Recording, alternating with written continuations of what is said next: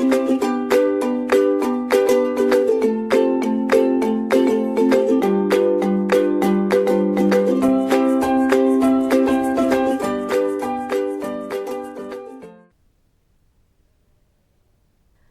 everyone, my name is Dr. Monica from NIET Pharmacy Institute, affiliated to Dr. APJ Abdul Kalam University. I am going to take your subject that is known as Pharmaceutical Microbiology, having code BP 303T. In that subject, we have already covered unit number 1. Unit number 1 was dealing with, that is, bacteria. We have covered in detail the bacteria structure, the bacteria classification, the techniques to isolate bacteria, the techniques to identify even bacteria, to quantitatively estimate bacteria in various medias. So, that topics we have already covered in unit number 1, and identification part we mainly covered up in unit number 2. And in along with that, that is identification part, you must have covered sterilization too in unit number 2 in detail. That is how, what are the techniques to sterilize any of the media, any of the preparation, any of the pharmaceutical products. Sterilization techniques, whether maybe physical, chemical, gaseous, radiation. So, all those type of techniques you have covered up in unit number 2. Now, we are going to start up with your unit number 3, and in unit number 3 is mainly divided into your 2 modules. Now, one module will deal with the fungi and viruses. The module I am going to cover today is your morphology, classification, reproduction, replication of fungi and how to cultivate fungi in the lab.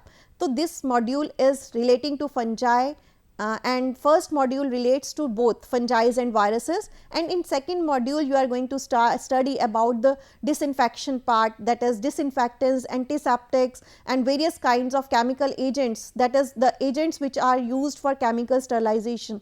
You will study in module 2. In module 1 we will cover up mainly fungi and viruses. So, in this lecture, in my lecture I am going to cover, that is mainly the morphology part, classification part, reproduction, replication of fungi, and along with that we will mainly focus on the cultivation part. That thing you must be you can do the recap of that from your the books you have read before related to fungi, viruses, or that is bacteria. Those classification you must have done before, but the cultivation part will be main you need to focus in this pharmaceutical microbiology, that how we can cultivate fungi in the lab, how we can cultivate and how we can use for the analysis of our antifungal agent these fungi. So, this cultivation part we will study about the fungi. So, first I will start up with the morphology part, that is first now what we mean by actually fungi.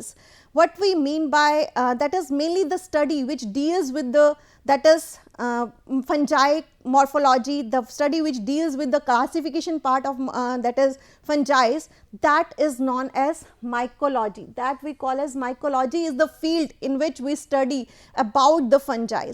And what fungi actually are? Fungi are eukaryotic cells. In my previous lecture in unit number 2, if you remember, I told you the differences between, that is, eukaryotic cells and prokaryotic cells. So, prokaryotic cells mainly bacteria bacteria are the creatures which have prokaryotic cells, which do not have any defined nucleus, but fungi are spore bearing eukaryotic cells which have defined nucleus. There are different types of fungi in the environment which exist, but fungi are having eukaryotic cells, means they have well defined complex structure, whereas prokaryotic cells were not having any well defined structures, or they were not having any defined nucleus was not there. But as fungi lies to the eukaryotic structure, so they have well defined nucleus.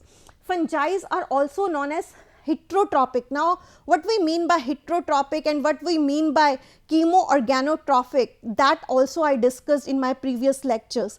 Now, what we actually means by heterotrophs? Heterotrophs are mainly the organisms which require organic compounds, which decompose organic compounds, which utilize organic compounds, which depends upon the which get their nutrition from the organic compounds. So, fungi are actually heterotropic. They use organic compounds as the source of nitrogen, they use organic compounds as the source of carbon, they use that is organic compound as a source of nutrition.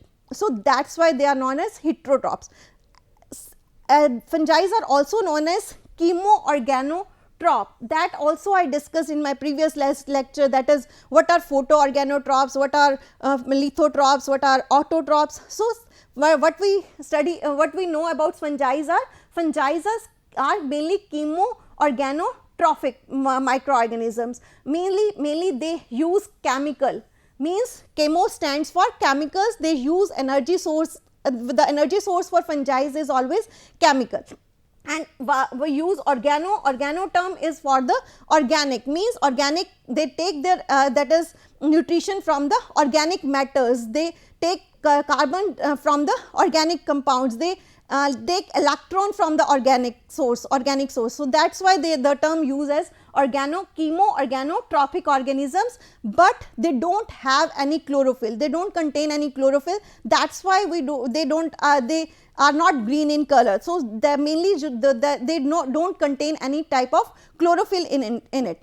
And after that, how we can classify fungi?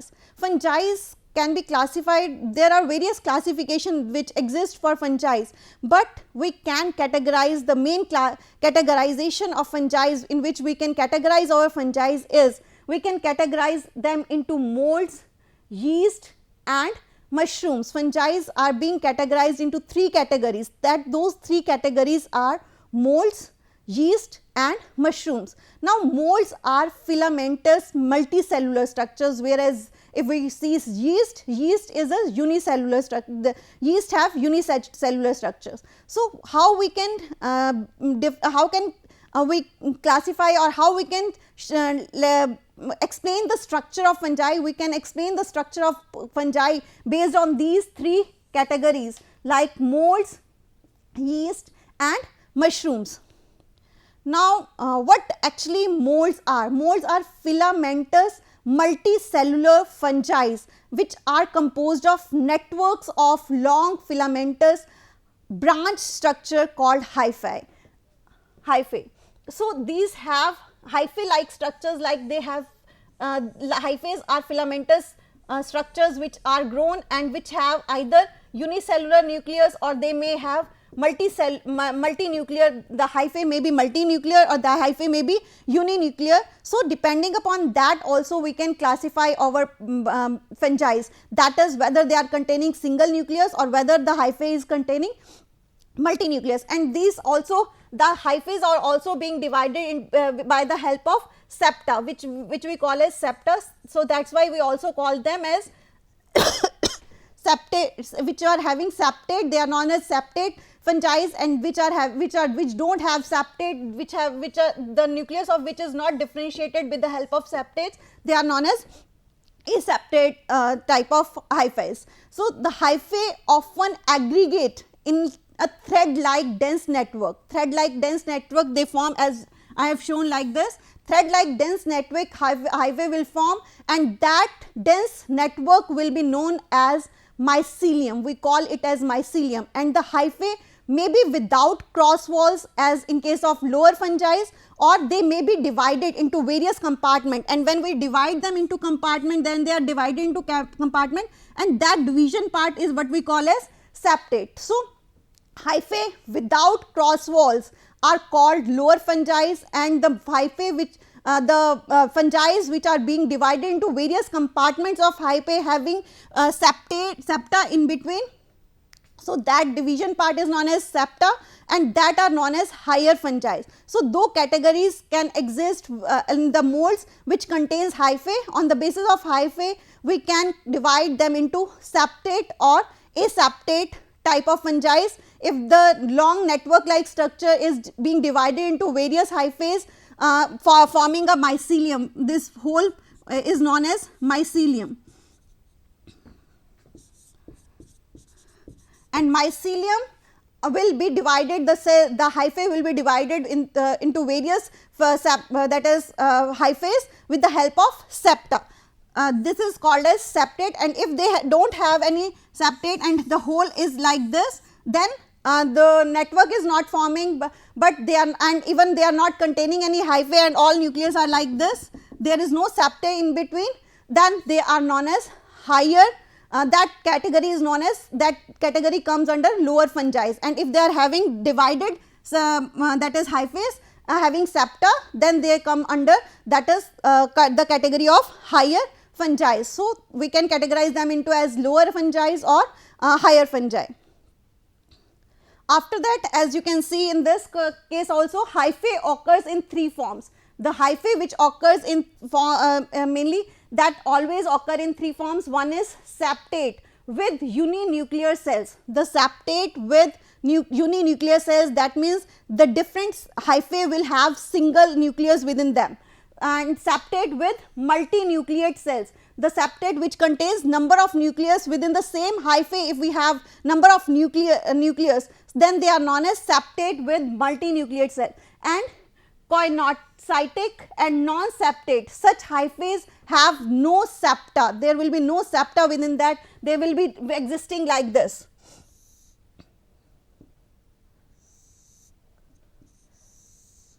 There will be no septa, but there will be only nucleus within that, that are known as your non-septate. So, hyphae will be divided into three categories. One is septate with uninucleate cells, second septate with multinucleate cells. This is the septate with that is multinucleate cell. If you are seeing this case of hyphae, the whole hyphae is, this is known as mycelium. This is what we call as mycelium,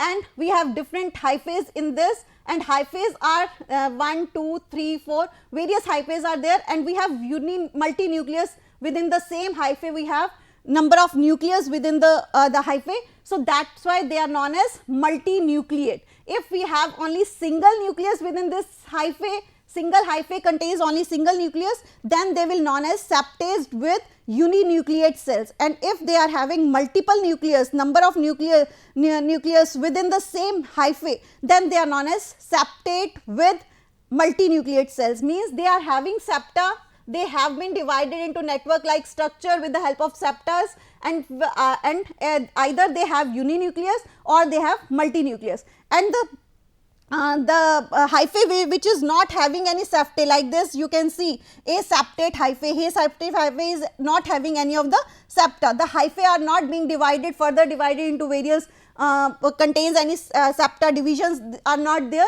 So, these type of that is fungi are known as that is non-septate fungi, which do not have any septa within, the hyphae is long, but they come under, that is lower fungi, they are known as your lower fungi. But if they have divisions and they are growing further and further, and they come under long fungi, higher fungi. After that, this was about the molds. After that comes the yeast. Yeast cells are generally larger. Now, yeast cell, they have that is a particular structure, they have bud like structure, they do not generate in the form of hyphae. What they are doing, they will have a single cell like bud you will see they will grow. So, yeast cells are generally larger than, but as fungi are eukaryotic in nature, they will be having the well defined nucleus within them, but they will be like bud like, and they will not have any flagella for the movement, as the flagellas were there within case of bacteria. Bacteria, we have flagellas for the movement, so that bacteria can move, but yeast will not have any kind of flagellas in them. So, yeast are the cells that are generally larger than most of the bacteria. Size of the yeast always range from, that is 1 to 5 micrometer in width and from 5 to 30 micrometers in length. And as I told, flagella or other organelles for locomotion, for movement are always absent in case of yeast. There will be no locomotion within the yeast. So, and cell wall constituents of fungi are mainly chitin and glucans. And you must be knowing that yeast is being used for the fermentation part. We always use in the bakery products. Whenever we are preparing any of the bakery products, we have to add yeast. Yeast is the main agent which will release some of the chemicals which will release ferments to for the process of fermentation. So, yeast are being used for the fermentation process also. So, as you can see, the structure of yeast will be bud-like you can see this is bud-like structure for the yeast, and this is hyphae. Hyphae structure is for the mold. In the form of hyphae they will grow, and these are known as mold and these are known as yeast, bud-like structure. And single cell of that yeast may be unicellular, yeast may be multicellular, have multicellular structure, and the yeast, in this you can see they will have well defined nucleus within the cell. You have the well defined nucleus, there will be vacuole, as you can see here we have vacuole, there will be a membrane that will cover the cytoplasm which will be there within the that is whole cell.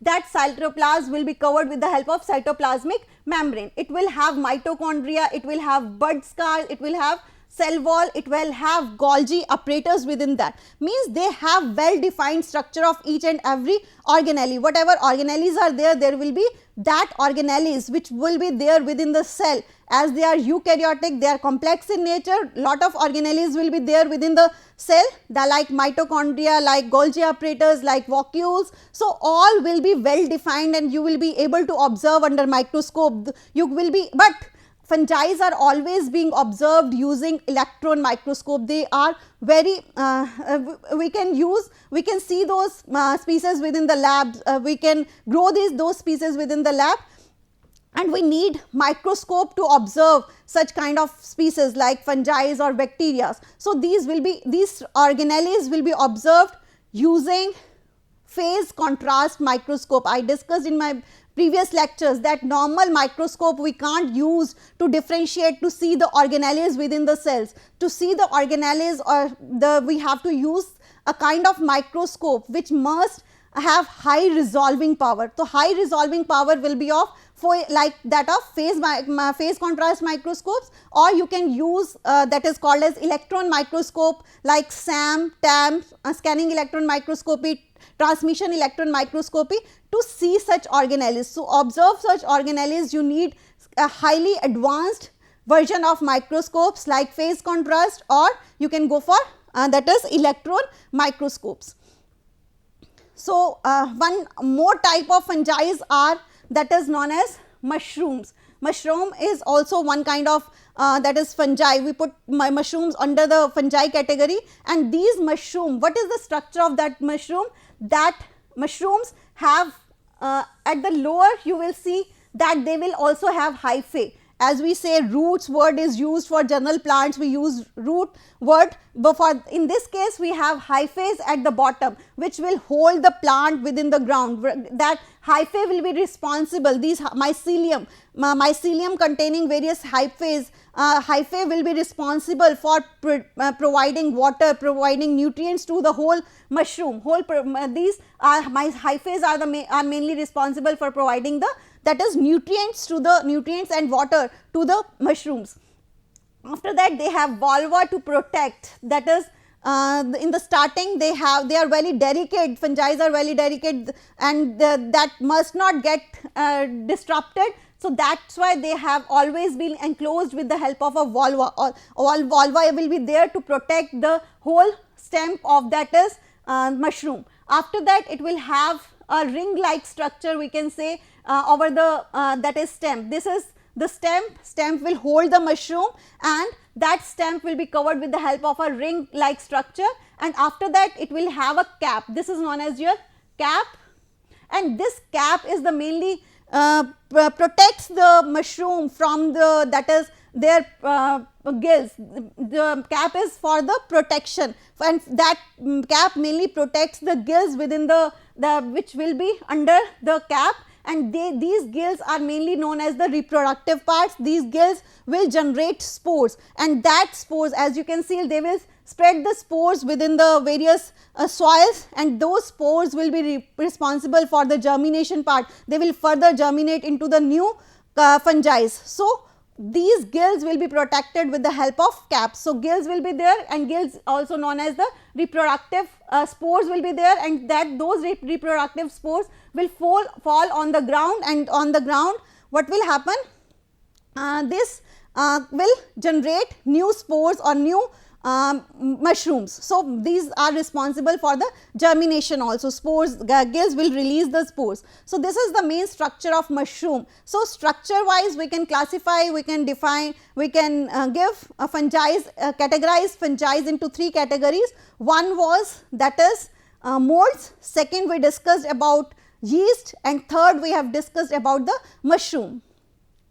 After that comes reproduction or replication part. There are 2 types of reproduction takes place within the fungi. One is asexual and second one is sexual reproduction. And in case of asexual reproduction, what will happen? Mainly they have somatic or vegetative reproduction type, and it will not involve any sex cells, or it will not involve any sex organs, it will not involve union of nuclei, but it may be accomplished by fusion, it may be accomplished by budding, it may be accomplished by fragmentation, or it may be accomplished by spore formation. Fission may take place within the cells, budding may take place within the cells, fragmentation may take place within the hyphae cells, that is the hyphae cells will disjoin and will again join, and it will lead to fragmentation and spore formation. So, this will be the main category by which the reproduction can take place within the fungi like asexual,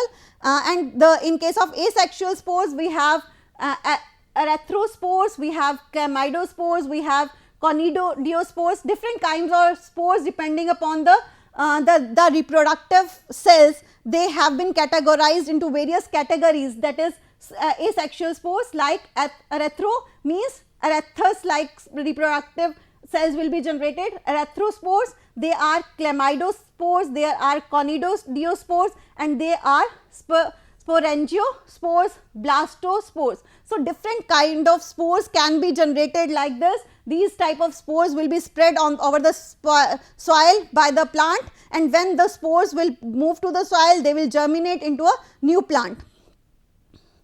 So, in case of sexual reproduction, what will happen?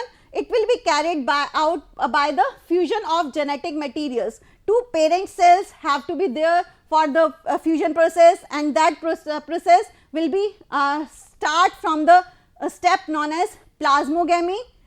After that there will be karyogamy, after that there will be meiosis. That means in plasmogamy what will happen? There will be joining of 2 cells and the fusion of their protoplasm. Fusion will take place of the sexual cells of parent cells. After that karygamy, this involves fusion of 2 haploid nuclei. Once the joining of cells will take place, it will lead to the fusion of 2 haploid cells to form diploid nucleus. One nucleus will form, 2 cells will meet and they will generate a that is diploid nucleus, and after that what will happen? Meiosis will happen, and that again reduction of chromosomes will take place and it will lead to haploid numbers. So, in 3 steps that sexual reproduction can take place. First step is plasmogamy, second step is karyogamy, and last step is meiosis, in which the chromosome will again reduce to haploid number. So, this is the main organ, that is sex organelles if present are called gemitengia, and a male gemitengia is known as antheridium and female gemitengia is known as ogoinium. So, this is how the reproduction takes place within the fungi, that is mainly asexual reproduction and sexual reproductions in case of fungi. Both types of reproduction can take place within the fungi. So, after that there are various types of sexual spores also, that those spores are known as ascospores, they are known as basidiospores, they are known as zygospores, they are known as oospores. So these type of spores are responsible for the sexual reproduction, which leads to the production of new fungi. The mainly fruiting birds which are there within the sexual and asexual spores are surrounded by highly organized protective structure, and that highly organized protective structures are known as fruiting buds. Both in case of sexual and asexual spores, they are surrounded by a highly organized protective structure. That protective structures are known as fruiting buds. After that comes the classification. We have classified based on, that is, categories. We also can classify our fungi based on, that is sexual spores like Chytridiomycota, Zygomycota, Basidimycota, Ascomycota. So depending upon the various types of classification are there for fungi, but the opinion on classification always differ from scientist to scientist, from researcher to researcher, but the main classification which is being used for fungi is based on their sexual spores, and that classification is being further categorized into 4 major divisions. That 4 major divisions are Chytridiomycota, Zygomycota, Basidiomycota and Ascomycota. These are the main categories classify that is of fungi based on their sexual spores. In the last comes the cultivation of fungi. Now, cultivation of fungi is totally similar to that of bacteria. As we cultivate our bacteria in the lab, we have discussed in detail, that is cultivation of bacteria, that 4 eyes are always there on which we need to work. Those 4 eyes are: first, inoculation; second, isolation; third, that is incubation, and fourth one is your identification. 4 eyes will you have to work on those 4 eyes, and those 4 eyes we use in bacteria as well as in fungi. If we want to cultivate our fungi, these 4 eyes we need to follow. One, we need to isolate a particular fungi. After that, we need to inoculate that fungi in fresh media. After inoculation, we need to incubate that fungi. In the incubator, we have to provide the environment in which they grow, those type of fungi can grow, and after that we have to identify whatever fungi we have grown, that we need to identify with the help of various techniques. So 4 eyes will also work, same 4 eyes which were working in case of bacteria. These 4 eyes we also use for fungi, we need for the cultivation of fungi. But what vary in this case of fungi is the media which we are going to use, the temperature conditions which we are going to use, the pH conditions which we are going to use, that will vary in during the cultivation part. Cultivation for fungi will include the nutrition, that is the main media which is being used for the cultivation of fungi is subborides, dextrose, agar medium. Now subborides, dextrose, agar medium is sufficient for recovery of dermophytes. So this media can be used. We can use inhibitory mold agar media, we can use inhibitory mold agar, we can use mycocell, we can use mycobiotics. These are the various kinds of media which we can use for the mainly growth of fungi, but the process will remain as that of bacteria. As we grow bacteria, same process we need to follow, but we have to use such type of medias for the growth. We have to prepare these medias.